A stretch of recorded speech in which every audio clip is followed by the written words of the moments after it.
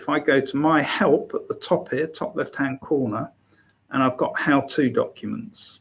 And if I go into the how-to documents, I've got a whole raft of items here. Now, some of them, quite a lot of them, are old, but the essence of what is in there, the screens may not look exactly the same as they do in these examples, but the essence of what they're leading you through is still true.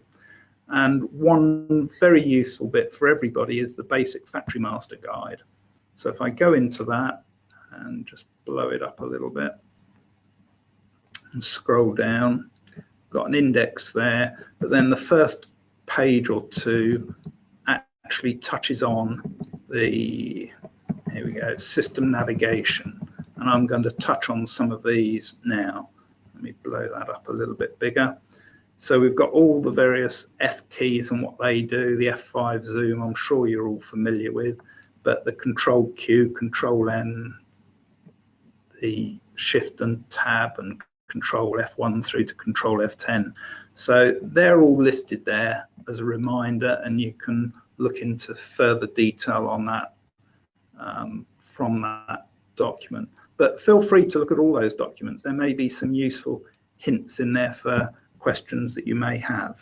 Hotkeys for jumping around. Now, I'm sure most of you are familiar with, for example, the Control F5 I was just using.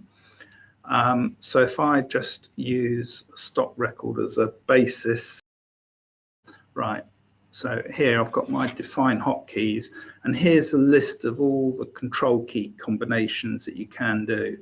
And you can also set these to be what you want. So while I'm here, I'm just going to change one of these to show you what I mean. Control F11 at the moment jumps you to the drawing register, but I could, for example, change that to be employee maintenance.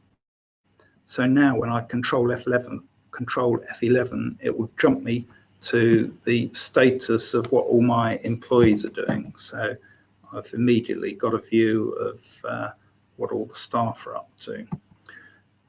So that's just a little bit on how you can tailor those function keys.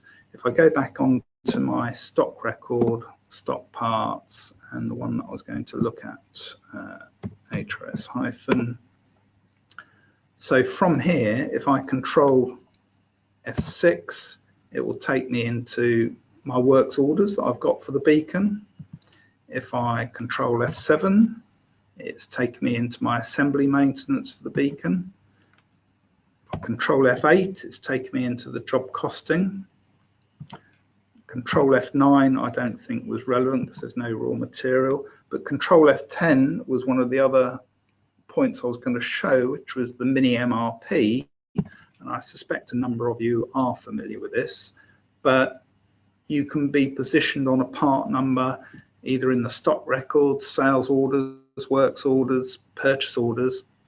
Do a Control F10 and it will do an immediate mini MRP on that particular item for you and give you the view all in sequence, date sequence items, lines. So I've got 600 were due in on the 1st of July from a works order, and then I've got 3 sales orders due to be shipped from it. You could have purchase orders in the list and stock as well.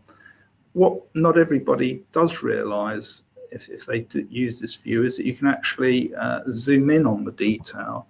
So I can zoom in and look at the works order on that first line, and I could then zoom in on that actual works order and look at the detail or look at the components for that works order. So these hotkeys are really powerful to do quick inquiries on things. If I come down to the sales order line, I can zoom into the sales order and zoom into those call-offs. So that was F5s into those elements. So I hope you can find that useful. Right, next one. So the control keys can be user defined. Right, another one that not a lot of people are aware of. If I come into the HRS beacon is we've got an audit facility in the system that will bring up. That's the right. I'm not in a good place for that. Then let me come into a sales order for any sales order I do. So this doesn't work in, or hasn't been implemented in every specific area, but in most of the important areas you can do a Control A and it will bring up an audit list of all the changes that have been done to that record, and it shows you the date and time, who did it, and then at the bottom it shows you all the fields that were changed as a result of that timed audit record. So you can look at stock movements, purchase receipt, purchase order changes, works order changes, etc. So that's Control plus A. I think most of you are probably familiar that in quotes and in sales orders you can do a Control D, which copies the line from above. In mine, I'm not allowed to enter the sales order, the part numbers twice, but you can on quotes, and with a control flag you can on sales orders. But that's Control D. Another one, and I must confess I didn't know this until a couple of weeks ago, but we've got quite a useful tree view of components on a works order. So if I come into production and works order inquiry and look at works order 2166 in my case, and if I do a Control T, this is building a tree of all of the components that go into that works order at the different levels. And we can see the bought-in items, the manufactured sub-assemblies in orange, and so on. So people that I've shown that to love it.